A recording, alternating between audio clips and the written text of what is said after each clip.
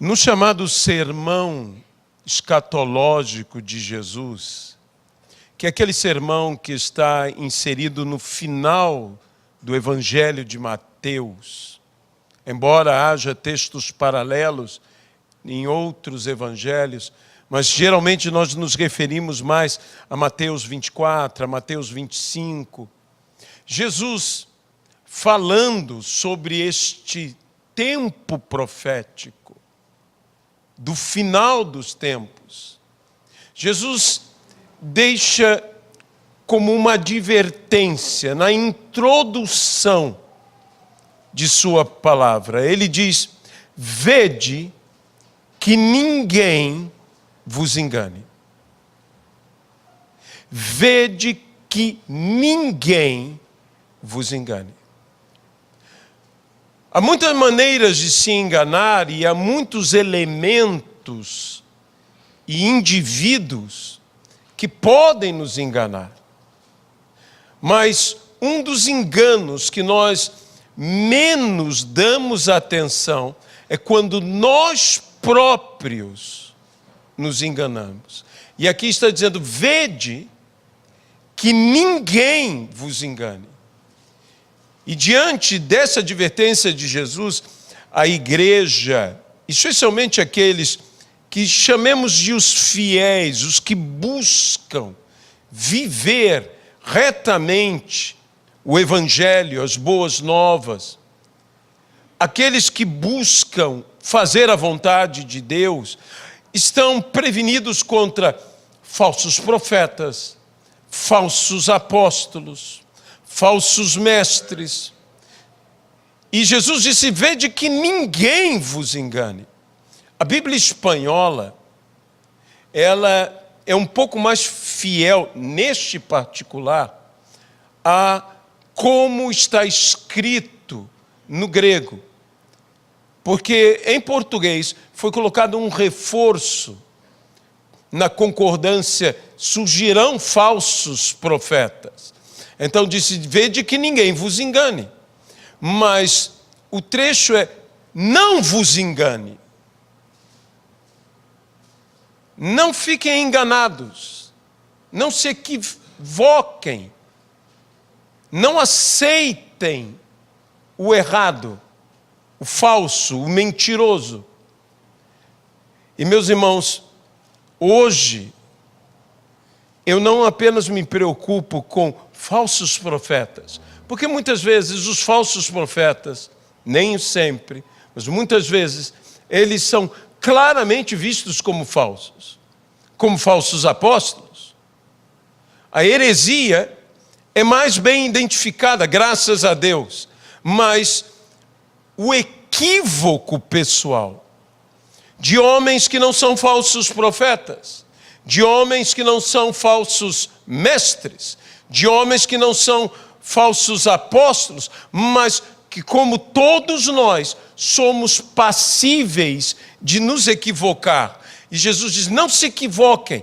E uma das palavras que Jesus diz, justamente junto com esse não vos engane, que ninguém vos engane, Jesus diz: ainda não é o fim. Ainda não é o fim. E outra palavra que Jesus diz é: tudo isto é o princípio das dores. Hoje, nós temos, devido às redes sociais, uma invasão de palavras que estão versando sobre os últimos dias, e com um clamor, que eu acho um clamor correto, dizer: Jesus vem, Jesus voltará. E logo, logo nós mudamos como a ênfase, quando surgiu o pentecostalismo, especialmente na rua Azusa, o grande grito é: Jesus voltará em breve. Que se torna: logo Jesus voltará. Jesus está às portas. E estas frases voltam em nossos dias, com gente que está falando muita coisa coerente, muita coisa correta, mas que nós temos que entender o seguinte: o objetivo da palavra, que é inspirada por Deus, diz a própria palavra, é consolar, edificar e exortar. E esse exortar é um sentido de encorajar. Então, toda a palavra de Deus tem que nos consolar, tem que nos edificar e tem que nos exortar. Mas nos exortar não apenas nos arretando ou nos repreendendo, mas nos encorajando a ir em frente. Meus irmãos, há muita coisa para fazer, há muita coisa para se viver. Isto ainda não é o fim. Você pode dizer amém a isso? Isso não é o fim, é o início das dores. E essas dores, no grego, significa literalmente dores de parto. Ou seja, há uma intensidade de dor, que haverá um período sem dor, para haver novamente uma intensidade de dor, para haver um período sem dor. E os períodos entre as dores estarão diminuindo, estarão se tornando mais próximos uns dos outros, até que as contrações deem a evidência que é chegada a hora. É chegada a hora. Nós temos que olhar e tudo isto que estamos vendo, terremotos, catástrofes, pragas, guerras. Jesus falou disso. Mas eu diria que isso tudo está no nosso meio, que devemos olhar os sinais. Jesus disse, olhem os sinais. Dia 23 houve uma manifestação, mas as pessoas pegam, e já havia na internet gente dizendo assim, Jesus vai voltar dia 23. Não, Jesus nem voltou dia 23. Porque o Senhor está esperando uma coisa de mim e de você. Se isso tudo indica que o Senhor vai voltar, e eu posso te garantir que o Senhor vai voltar, isso tudo tem que mexer comigo, de modo que me torne mais santo, mais justo, mais reto, mais consagrado a Ele, um melhor pai, um melhor esposo, um melhor amigo, um melhor profissional, uma pessoa melhor. E eu trabalhar edificando. Eu posso olhar a realidade da nossa cidade, que está numa verdadeira guerra civil. A nossa cidade está vivendo uma guerra civil. Nós temos mais mortos na nossa cidade do que em Beirute. Você está me ouvindo? Nós temos mais mortos aqui. Nós temos mais mortos do que em toda a guerra da Síria. Nós temos mais mortos aqui. Nós temos mais soldados que são policiais mortos do que soldados americanos mortos. Meus irmãos, nós estamos vivendo uma guerra. Mas ou eu olho para tudo isso e eu me apavoro diante de tudo isso, ou eu tomo uma atitude. Nós recém cantamos, não olho as circunstâncias. Não vejo as circunstâncias. Eu olho, eu vejo o seu amor. A Bíblia diz, não andamos pelo que vemos. Nós andamos pela fé. Então, se os nossos olhos se ativerem apenas ao que, principalmente a televisão, os jornais nos passam, vai ser difícil você até sair de casa, não é verdade? Nós temos que ter um momento de transformação na nossa vida e dizer o seguinte: essa cidade, esta nação vai mudar. E onde ela vai começar a mudar? Qual é o lugar? E qual é a pessoa que você tem acesso mais imediato para mudar? Sou eu mesmo. Por algum lugar tem que começar a mudança. Então, que comece por mim.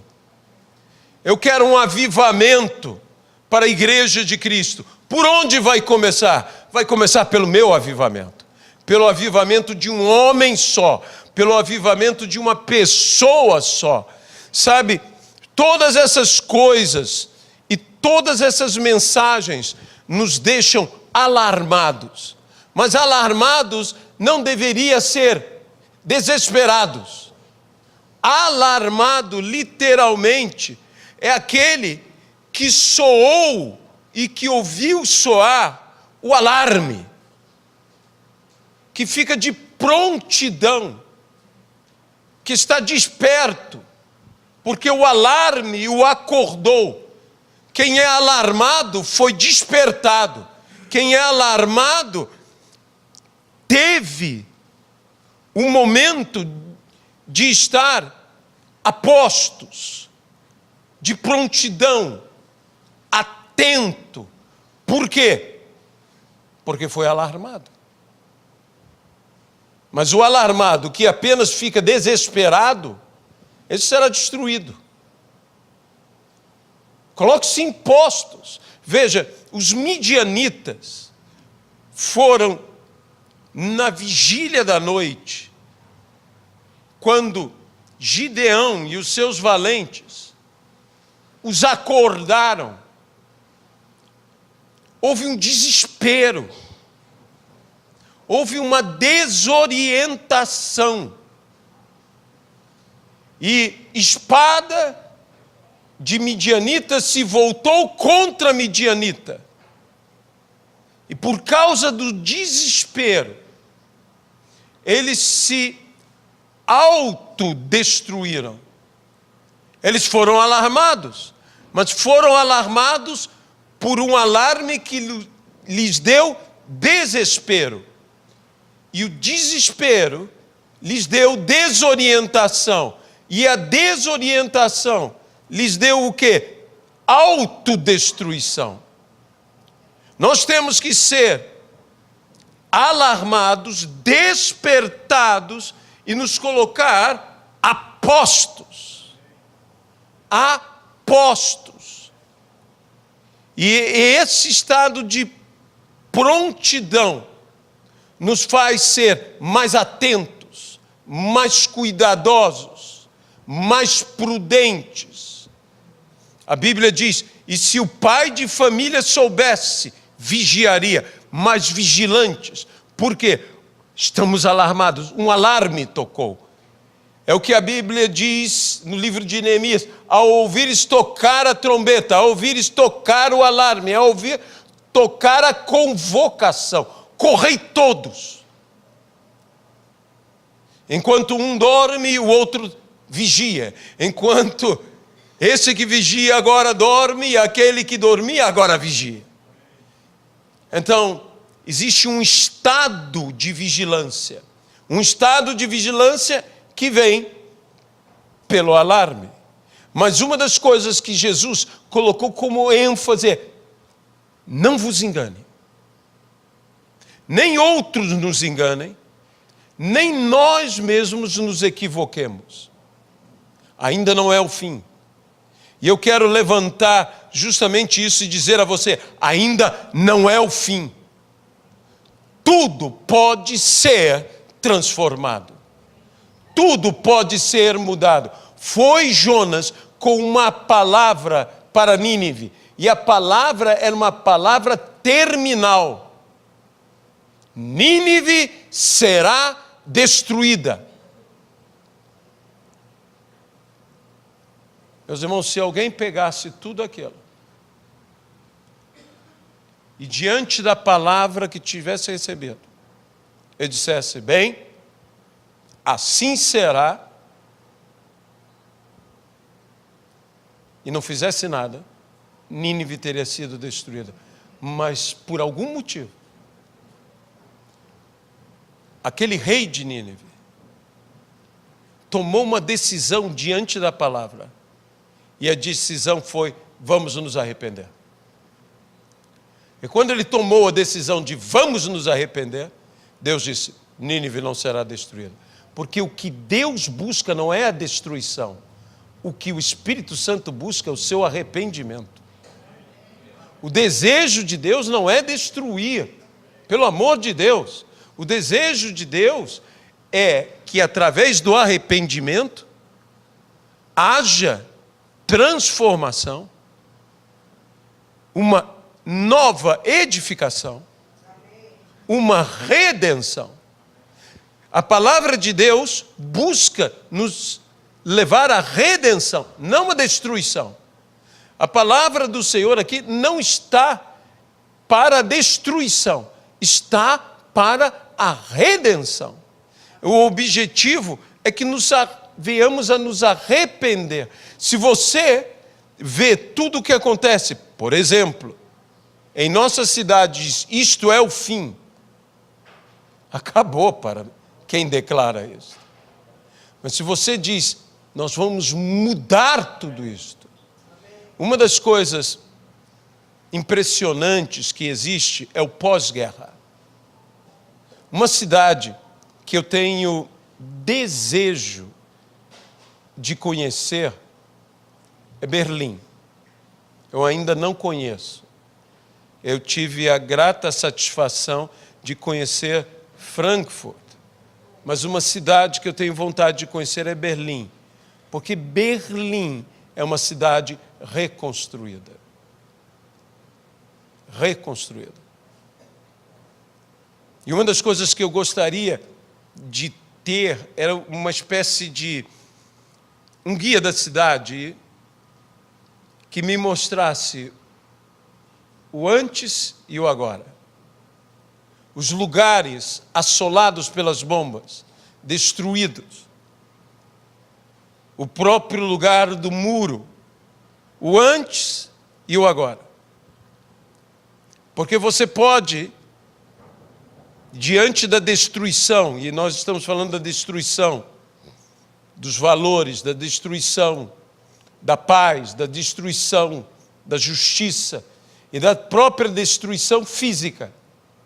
Você pode simplesmente olhar as ruínas e você ficar mais arruinado do que as ruínas, ou você pode tomar uma postura e dizer: eu reconstruirei, eu reedificarei, e o farei melhor do que era antes, e o farei mais forte, e o farei mais durável, e o farei mais bonito.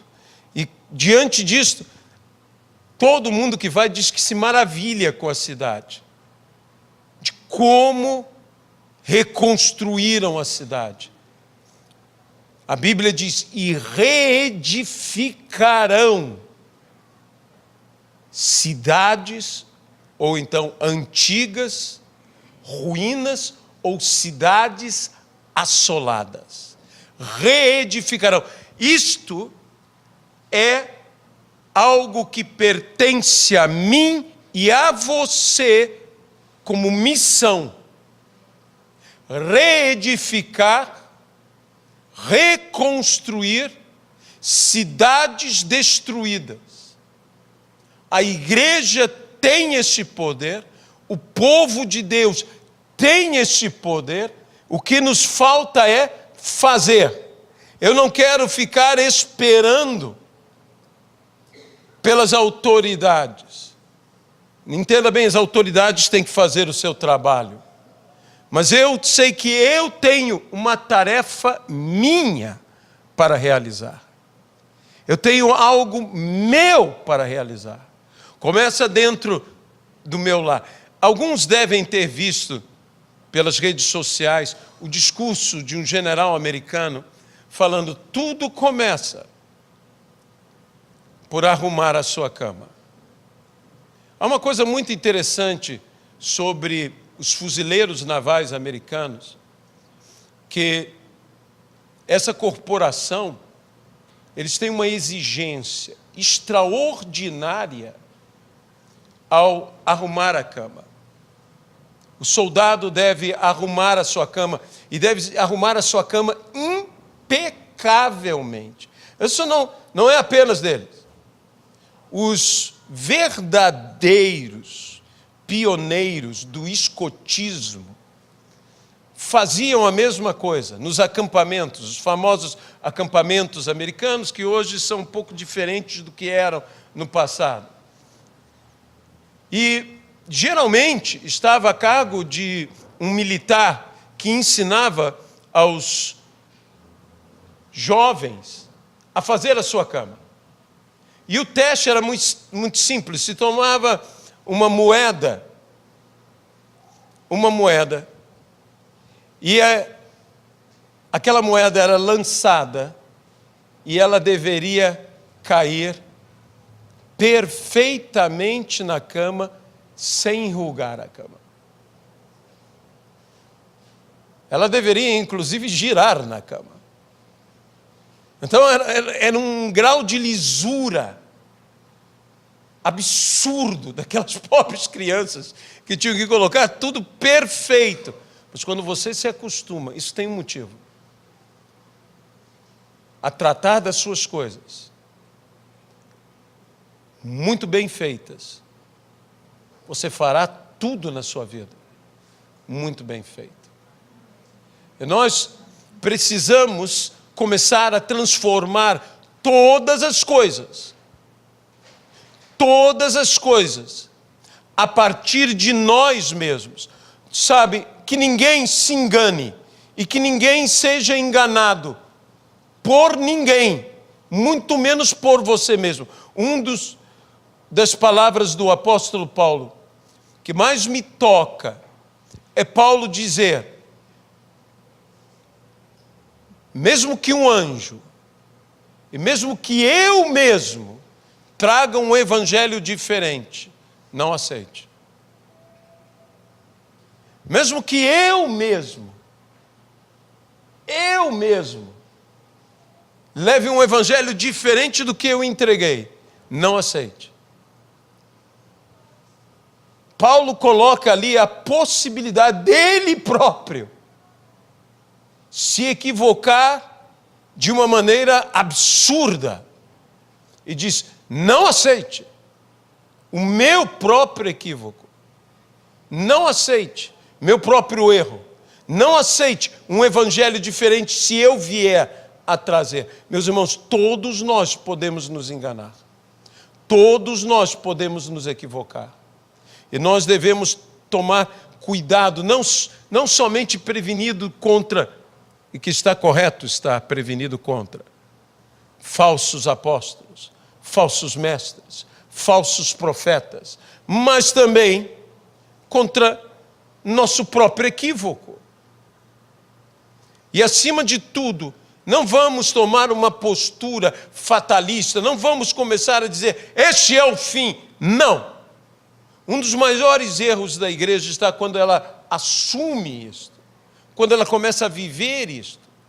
Na virada do século XIX para o século XX, quando houve na rua Azusa, nos Estados Unidos, o fenômeno, chamemos assim, do surgimento das igrejas pentecostais, quando houve o surgimento do pentecostalismo, houve uma ideia fatalista, juntamente com isto, que dizia: Jesus volta já. Não adianta você se casar. Não adianta você estudar. Isso foi pregado. Não adianta você adquirir uma propriedade, casa. Não adianta nada. Pare com tudo que você está fazendo e comece apenas a orar, porque Jesus vai voltar logo. Vai voltar logo.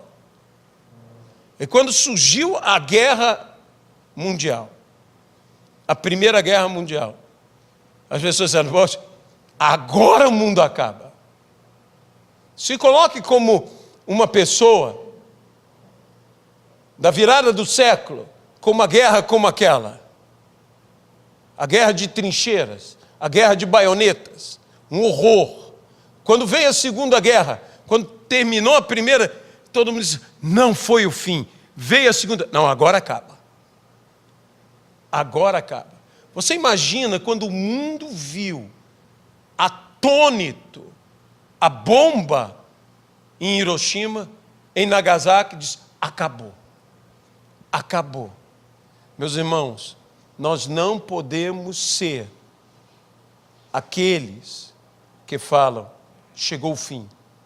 Nós temos que ser aqueles que dizem, vamos construir, vamos edificar, vamos transformar, não vamos desistir. Se eu caio, como disse Paulo, eu logo me levanto, mas eu prossigo para o alvo. Você tem que ter alvos, você não pode desistir.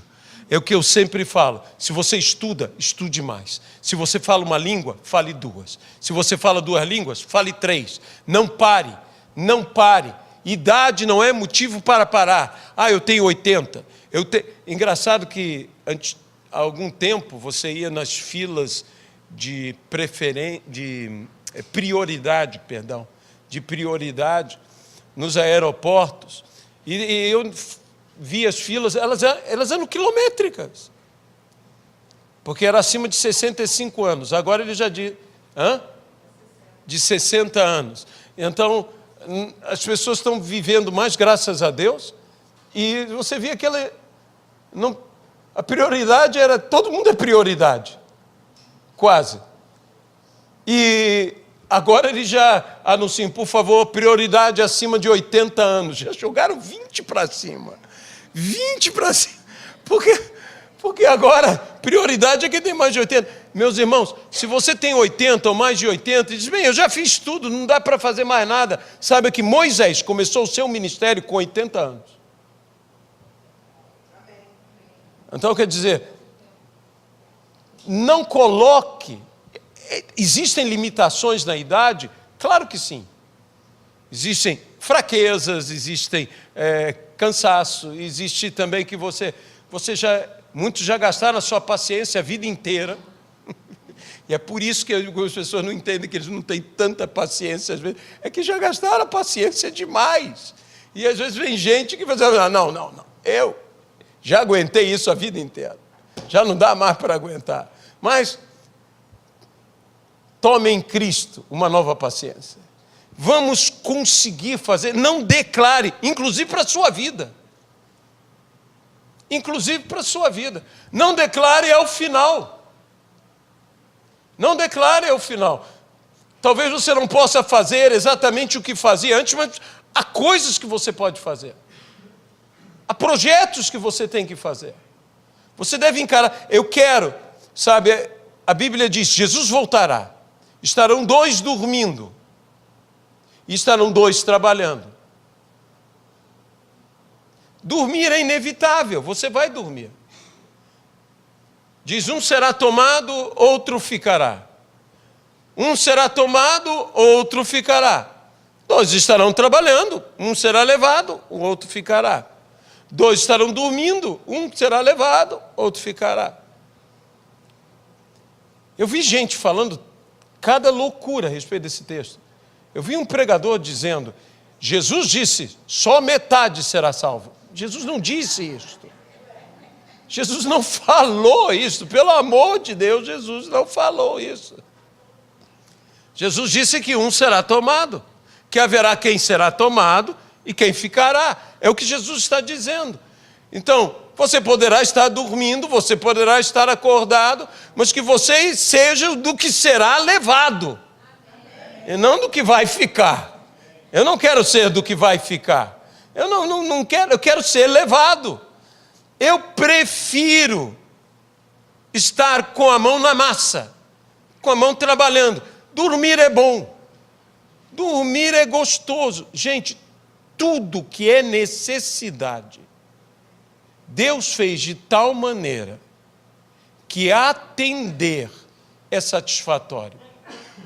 Olha, comer é bom, ter fome é ruim. Mas quando você tem fome e come, parece que a comida... Até que dizem que a fome é o melhor tempero. Por quê? Porque é satisfatório atender aquela necessidade. Dormir é bom, porque você e eu temos necessidade de dormir. E mesmo quando você acorda, nós que somos bem brasileiros, o brasileiro é o povo de 15 minutos mais, que começa assim, 5 minutos, mas é 5 minutos que ele repete 3 vezes. E é por causa disso que eu boto o meu despertador para tocar 5 vezes, porque eu sei que o primeiro vai tocar, eu vou olhar e vou dizer, mais 5 minutos. E de 5 em 5 minutos ele toca. E eu já vou psicologicamente me preparar, porque é tão bom. Eu não sei se você gosta, cada pessoa tem um jeito de ser. Mas você não gosta. Eu vou falar aqui uma coisa infantil. De quando você chega bem cansado e tudo mais, tomou o seu banho, porque é bom tomar um banho antes de dormir. Às vezes eu sei, a gente chega tão cansado que dorme antes de tomar um banho. E se alguém puder nos levar e dar o banho, seria bom, de tão cansado que a gente está. Né? Às vezes a gente quer ser japonês, né? Chega lá, tem todo mundo dando um banho em você. Mas, quando você deita na cama e você está bem cansado, e principalmente naqueles dias de inverno, que dias de inverno foram feitos para dormir? Chuva fina, não é? Você está ouvindo aquela chuvinha fina, um vento agradável, nada muito violento, nada de raios e trovões, e você esfrega o seu pé na cama. Eu não sei por que isso é tão bom. Mas quem já vivenciou, sabe que é bom. Eu acho que, principalmente, o caráter feminino anseia por massagem nos pés. Não existe um dia que eu e Luiziana venhamos a deitar e que a primeira coisa que ela me oferece é o seu pé. Eu pedi, quando eu me casei, eu pedi a mão dela. Ela vive me dando o pé. E eu fico preocupado com isso, porque esse negócio de dar o pé, na nossa cultura tem outra ideia. Mas toda noite eu mereço uma massagem nos pés. Engraçado que eu não mereço uma massagem nos pés. Mas ela merece a massagem nos pés, e merece, e tudo mais. Então, eu faço a massagem nos pés. Então, você já sabe de algo íntimo nosso, né? Então, guarde o segredo, guarde o segredo. Nós devemos aprender a encarar as coisas com uma visão de fé, um olhar de fé.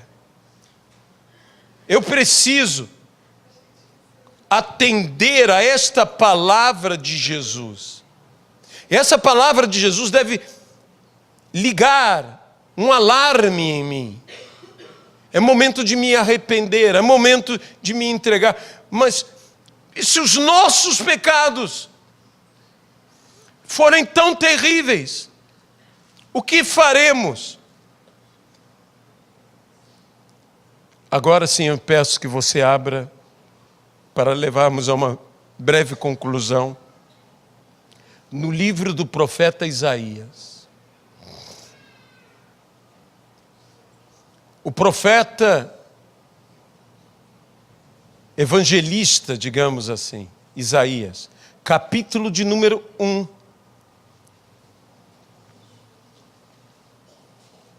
Versículo 18 a 20.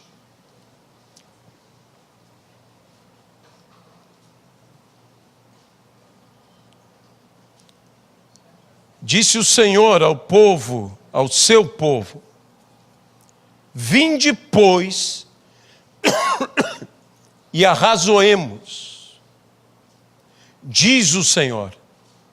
Ainda que os vossos pecados sejam como a escarlata, eles se tornarão brancos como a neve.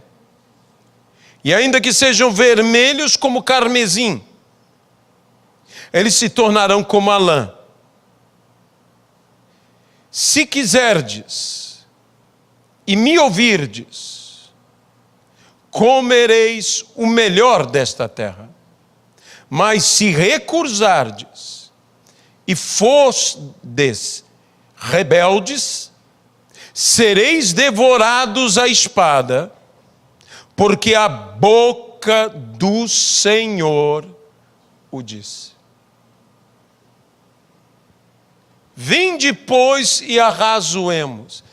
Esse texto de Isaías é um texto extraordinário, porque mostra que Deus está disposto a um diálogo conosco. Arrazoar é chegar a uma razão comum.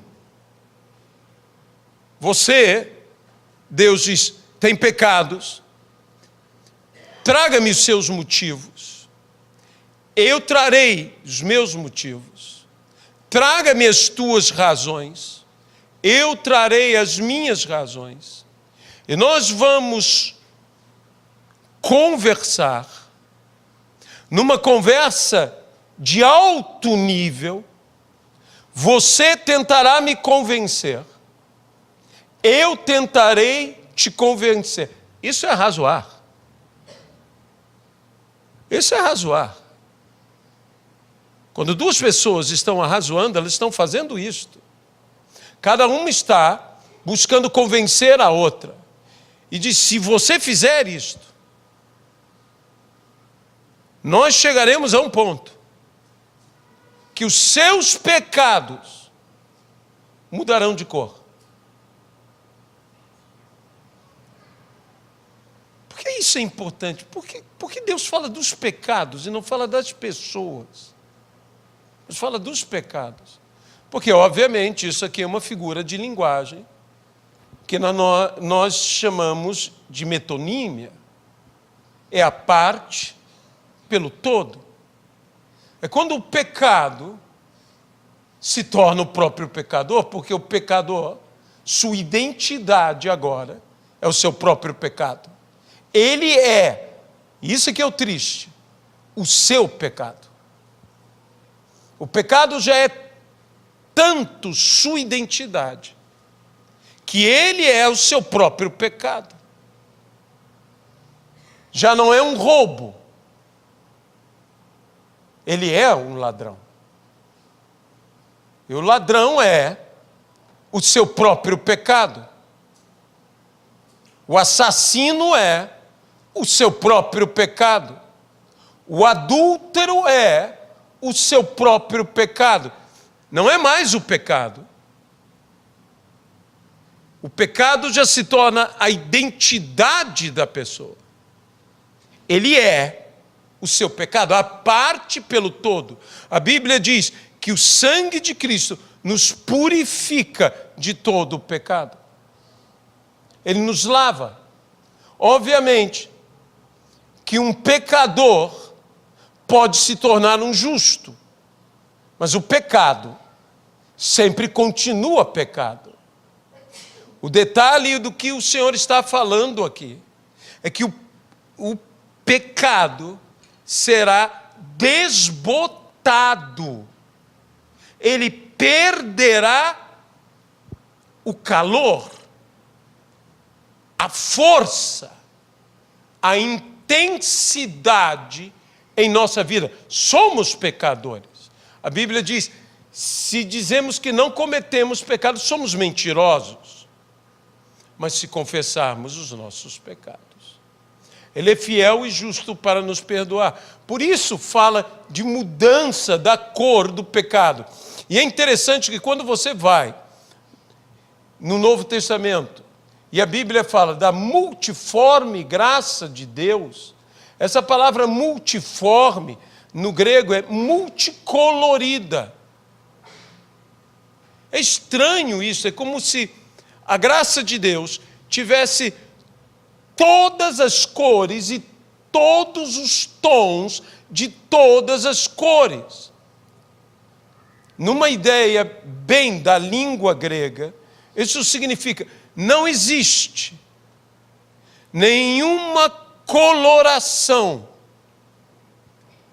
da realidade da tua vida que Deus não tenha a exata combinação, a exata resposta, na medida da necessidade, da tua carência, da tua necessidade. Deus tem o que combina perfeitamente, ou seja, a resposta certa, a solução exata para a nossa dificuldade. Deus tem. E aqui está falando de cores. Da cor, e veja bem, a cor é a cor vermelha. Quanto a pecado, na minha mente, na minha estrutura mental, eu penso em trevas, eu penso em escuridão, eu diria pecados negros, mas o Senhor fala pecados vermelhos, escarlata, vermelhos. Mas não é um tom de vermelho. Veja que essas duas comparações, carmesim e escarlata, essas duas comparações são um tom exato de vermelho. Não é apenas vermelho. É o vermelho com o tom do sangue humano.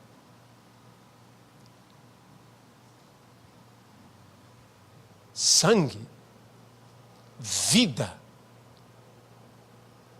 Então o Senhor está falando de vida, mais de qualquer coisa. Se a sua vida se tornou pecado, eu vou transformar a cor da tua vida. Eu vou transformar. Mas para isso, eu e você temos que arrazoar. Para isso, nós temos que chegar a uma razão comum. Veja que a Bíblia, quando nos fala de experimentarmos a boa, perfeita e agradável vontade de Deus, diz que nós temos que ter uma transformação de mente. Não vos conformeis, mas transformai-vos pela renovação da vossa mente. E o que é isto? Arrazoar. E vocês experimentarão a boa, perfeita e agradável vontade de Deus. Boa, perfeita e agradável vontade de Deus. E aqui, em Isaías diz: se vocês me ouvirem, se vocês derem razão à minha razão, e tornarem a minha razão a tua razão, se vocês acolherem as minhas palavras e viverem as minhas palavras, vocês comerão do bom e do melhor. E se vocês não acolherem, vocês serão devorados. Meu irmão, quando eu não como, eu sou devorado. E sabe de uma coisa, quando você demora a comer, você é devorado de qualquer maneira, mesmo que ninguém te dê uma dentada, porque você entra num processo que se chama de autofagia. Você próprio está comendo tua própria carne, teu próprio ser, porque você não está se alimentando. E de algum lugar, o teu organismo, para sobreviver, tem que buscar. Então ele entra numa autofagia. Ele começa a se devorar. Esse é o grande problema dos maratonistas, que chegam num processo tal que eles já não têm o que mais queimar, e eles começam a queimar suas próprias proteínas, eles começam, digamos assim, a se autodevorar, e é por isso que você encontra alguns deles num cansaço tal. Claro que não é apenas isso, existe liberação de ácidos, existem coisas que dão cãibra, que dão dor, que dão desorientação, mas é por isso que você vê alguns deles chegando decrépitos ao final, que ninguém sabe nem mesmo compreender como é que a determinação daquela pessoa conseguiu fazer com que ela chegasse ali, porque eles estão num processo de falência. Eles estão falecendo, literalmente. É por isso que alguns, antes da corrida, dizem que uma das coisas que eles dão para esses corredores de maratona antes da corrida é uma macarronada colossal. Carboidrato para dentro, que eu não sei por que os italianos não se tornam os campeões mundiais. Porque se é o macarrão que faz a diferença, deviam ser eles e os chineses, que são os reis do macarrão. Mas nós precisamos arrazoar. Nós precisamos ter uma mudança. E nós precisamos vencer, principalmente, os nossos equívocos, os nossos enganos, nossas próprias mentiras. O grande problema de uma mentira, quando você profere a mentira, você já deve ter ouvido o ditado que uma mentira contada repetidas vezes se torna uma verdade. Isto é verdade. A gente que mente tanto, que já se convenceu, ela não convenceu apenas os outros, não, ela convenceu a ela mesma que aquilo é verdade. Que aquela mentira é uma verdade. E nós temos equívocos em nossas vidas. Que nós estamos totalmente cientes que isto, para nós, é uma verdade. Eu tenho que perder a minha verdade, que não passa de uma verdade relativa. Eu não estou falando de uma verdade maligna. Eu estou falando de uma verdade que não é completamente verdadeira. Isso não é, e verdade é um conceito absoluto. Meia verdade é uma mentira inteira. E nós precisamos derrotar essas coisas. Mas alguém tem que nos convencer. Porque quando você está equivocado, você está convencido dentro do seu equívoco. Se alguém não te convencer, se alguém não te tirar do teu equívoco, você permanece nele. Sabe, a Bíblia fala de um homem de Deus que se equivocou, e com isso eu termino, chamado Jacó. Ele se equivocou quanto ao destino do seu filho, José. Jacó se equivocou. Jacó estava equivocado, era homem de Deus. Você concorda comigo? Jacó era homem de Deus. Alguém tem dúvida disso? Espero que não. Jacó era homem de Deus. Eu não estou falando do Jacó novinho. Eu estou falando do Jacó experiente. Do Jacó que teve já um encontro no Val de Jaboque. No Jacó que falou com o Senhor. No Jacó que esteve frente a frente com o Senhor. No Jacó que era agora não mais o jovem, era o patriarca. Com todos os seus filhos, com toda a sua tribo, digamos assim, praticamente, porque quem tem 12 filhos não tem uma família, tem uma tribo. Lá estava ele com todos eles, Jacó, e chegam ali, e ele declara, ele diz, certamente, uma besta fera saiu e o matou. E o matou. Ele não saiu para procurá-lo, por quê? Porque ele declarou, morreu. Morreu. E diz a palavra que todos os seus filhos quiseram consolá-lo. E diz a palavra, e ele se recusou a ser consolado.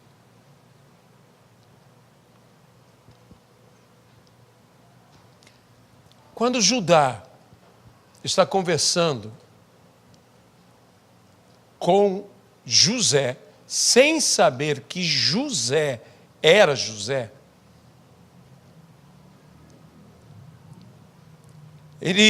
José lhe faz uma pergunta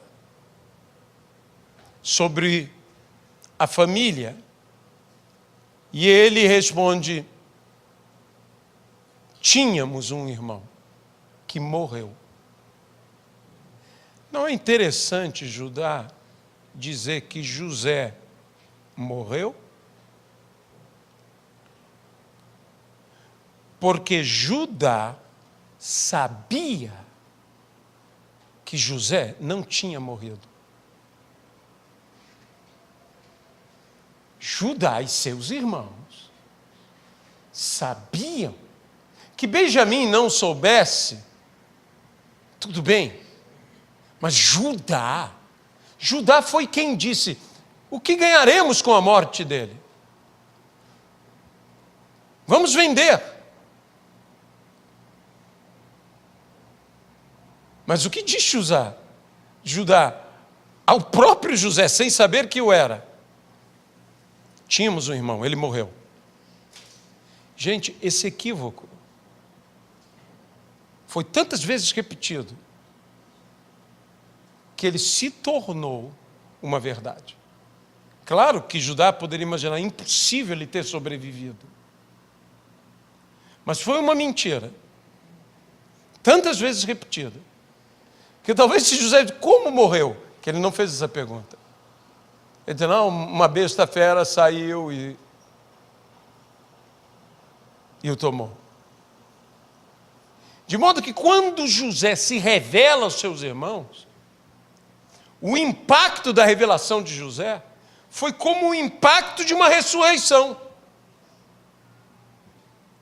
Talvez eu esteja já exagerando um pouco, mas eles já tinham como certa, não só Jacó, mas eles todos já tinham como certa. Veja como uma ideia, como uma mentira pode se tornar uma verdade na nossa vida. E assim nós temos que nos libertar dessas coisas. Eu não sei quanto a você, eu não sei o que Deus vai me confrontar, o que Deus vai arrazoar comigo, porque quando alguém vai arrazoar com você, existe um momento de confronto, existe um momento em que você se defende. Sabe, quando nós discutimos algum assunto, quando você tem um ponto de vista e alguém chega com outro ponto de vista, você levanta diversas defesas do teu ponto de vista. Eu gosto muito da vida em família, porque um dos motivos é isso. A vida em família nos ensina. Nada igual a relacionamento humano. Todo relacionamento humano é um relacionamento difícil. Tem gente que é mais fácil. Mas se você tem gente... Eu às vezes vejo um casal, e eu já disse essa frase e vou repetir aqui, que diz: não, nós pensamos exatamente igual. Quando você vê duas pessoas que eles pensam exatamente igual, eu geralmente digo: um deles não pensa. Porque eles pensam exatamente igual. Porque, inclusive, eu preciso desse grau de discordância na minha vida.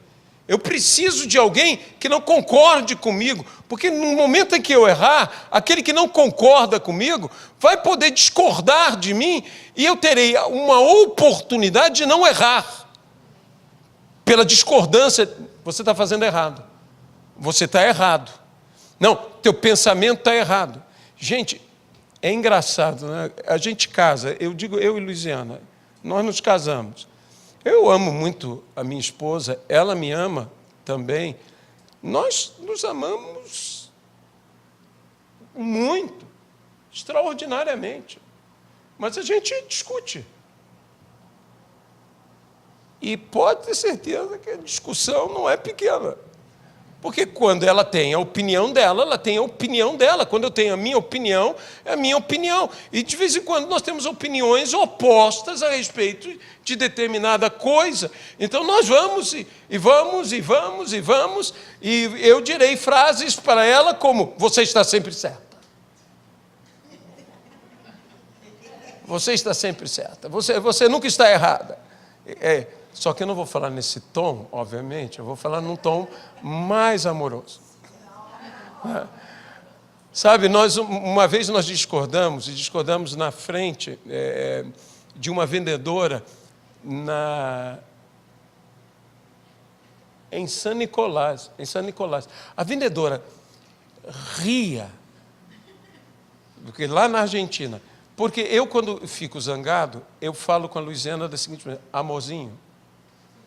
Ela disse: eu tenho que explicar isso ao meu marido. Esta é a maneira certa de alguém brigar com sua esposa. Amorzinho. Porque eu estou dizendo, eu não vou comprar isso. Isto é o... Não me lembro nem mais o que era. É uma coisa para criança. Você se lembra, né? Você se lembra, não tem nem dúvida. Mas eu cheguei a dizer, isso eu não compro. Isso eu não compro. Tem coisa, gente, que vai... São coisas bobas. Mas nós vamos ter 90 anos, cada um, e nós vamos continuar um com o outro discutindo. Olha, eu não conheci casais como meu pai e minha mãe, e meu avô e minha avó. E eu sabia exatamente quando o vovô queria dizer algo para a vovó, que ele chegava, Elce. Esse se dizia tudo. Elce. Se fosse somente Elce, estava tudo bem. Mas Elce, estou certo, tia? A tia concorda comigo. Era isso mesmo, né? E a vovó era mais... Minha avó era uma senhora dinamarquesa, então ela tinha o seu temperamento, como uma boa descendente de vikings. E ela, de vez em quando, o que ela fazia era o seguinte, ela botava as coisas. A resposta da minha avó, às vezes, era silenciosa. Ela colocava tudo e está feito, está arrumado. E o meu avô, quando sentava e via aquilo, ele dizia, Elce. Aí já era outra Elce. Era outra Elce. Então, quer dizer, todo o casal, por mais perfeito, por mais bem casado que seja, todo mundo, todo grau de relacionamento, mas Deus, Jesus e a noiva também tem que se acertar.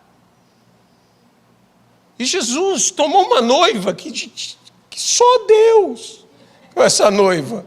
Só Deus com essa noiva. É a igreja de Cristo.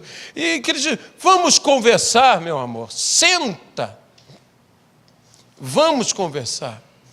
Gente, nós temos um noivo maravilhoso, um noivo que quer conversar, que quer te convencer. E é claro que nós, quando formos dialogar com Deus, você já notou como nós, quando vamos pedir desculpas uns aos outros, nós levantamos uma série de razões. Me perdoe pelo que eu fiz, mas eu tive meus motivos. Tem sempre um mais. Tem sempre um acréscimo. Tem sempre algo mais. E nós, então, levantamos. Isso sabe o que se chama isso? Nossas razões. Nós somos cheios de razões. E Deus não se aborrece de ouvir nossas razões. Minhas razões podem ser erradas, mas, infelizmente, são minhas razões. E Deus, então, diz, vamos arrazoar. Confessar pecado, muitas pessoas pensam que confessar pecado é sempre dizer, eu pequei, Senhor. Tá bom, pequei. Isso faz me lembrar, de vez em quando, umas discussões, volto a dizer, eu e Luiziana, que eu digo, tá bom. Então tá, vai ser a tua vontade. Eu estou cedendo à vontade dela? De jeito nenhum, a minha vontade continua igual. Ela não me convenceu em nada, simplesmente está. Tá bom, vai ser a sua vontade. Mas continua igual. Então, nós não chegamos a uma razão comum. Deus está dizendo, não quero isso, eu não quero que você diga simplesmente, tá, Senhor. Porque na primeira oportunidade você faz a mesma coisa. Eu quero que nós dialoguemos ao ponto de eu te transformar, ao ponto de mudar a cor dos seus erros. Gente, a gente às vezes quer que simplesmente Deus faça assim, você é santo. mas é um processo de limpeza. Eu vou dizer o seguinte, os meus pecados têm que começar a desbotar. Quanto mais desbotado, tem gente que não tem um pecado vermelho, está rosado, mas está no meio do caminho ali. Olha, isso aí dá uma heresia legal essa, hein? O pecado não é vermelho, é rosa. É rosa, vai dizer que é um pecado ou suave ou é um tipo de pecado mais rosa. Tem tantos pecados rosas hoje em dia. Daqui a pouco vou me acusar de ser preconceituoso aí, porque é rosa. E veja bem, ele vai se tornar branco. E o que eu gosto dessa palavra é vai se tornar. Eles se tornarão. Então é um processo. É um processo que eu estou sendo convencido por Deus, pelas razões que Ele me oferece. E uma das razões que Ele me oferece é, se você me ouvir, se você me escutar, você vai comer o bom e o melhor dessa terra. Diz, mas o meu povo, é o que diz, a continuação diz a isso, se prostituiu. Se vende. Prostituir-se é vender-se. É vender-se. Há muita gente se prostituindo, porque se vende. A igreja pode se prostituir, porque se vende. Nós não podemos nos vender. Nós temos que ter coisas que o dinheiro não pode pagar. Valores impagáveis, incomparáveis. Mas isso só se ouvirmos a voz dele. Nós podemos ouvir tudo isto que estamos ouvindo e tem muita coisa boa e muita coisa não boa sendo dita. E simplesmente ficarmos desesperados. Se nós entrarmos num processo de desespero, será a nossa autodestruição. Mas se nós formos espertos e tomarmos a atitude que devemos tomar e mudarmos, aí haverá uma transformação. E comeremos do bom e do melhor. O objetivo de Deus não é que você passe fome. O objetivo de Deus não é que você seja privado. O objetivo de Deus é que você tenha o bom, e não somente o bom, o melhor. O melhor desta terra, e não só do mundo vindouro, é desta terra. É desta terra. Tem muita gente que desiste, mas bem, eu vou viver a vida vivendo. Não, você tem que viver a vida com intensidade, com bênção. Não desista. Não desista de sonhos, não desista de desejos, de anseios, ainda que pareçam inatingíveis. Sabe, um alvo inatingível te dá uma direção. E isso já é algo maravilhoso. Você vai rumo àquilo. Então não desista. Não desista por falta de condições, não desista por ser jovem demais ou ser velho demais, eu não tenho recursos. Não olhe apenas para isto. Olhe para as coisas maiores. Deixe Deus te convencer. Dê oportunidade. Você não arrazoará com alguém se você não der oportunidade a este alguém de falar. Se só você fala, como agora eu que estou pregando, só eu que estou falando, eu não estou dando oportunidade a ninguém. Mas o que Deus está falando é diálogo. E um diálogo onde um só fala não é diálogo, é monólogo. Nós precisamos dar oportunidade para que o outro fale. Isso em tudo na nossa vida. Dê oportunidade que teu filho fale. Dê oportunidade que teu cônjuge fale. Dê oportunidade que teu pai fale. Dê oportunidade que teu amigo fale. Dê oportunidade que Deus fale. A maior parte das nossas orações não são diálogos. Porque nenhum de nós, normalmente, espera Deus responder. Abacuque diz: eu me colocarei na minha torre de vigília e esperarei. O que ele queria esperar? Que Deus o ouvisse? Não. Que ele ouvisse a Deus. Nós temos que aprender um pouco com Abacuque. Ele falou. Ele disse: estou alarmado, Senhor, com todas essas notícias. Mas agora eu me coloco na minha torre de vigília e espero a tua resposta. É isso que nós precisamos. No nome de Jesus Cristo. Amém, Senhor.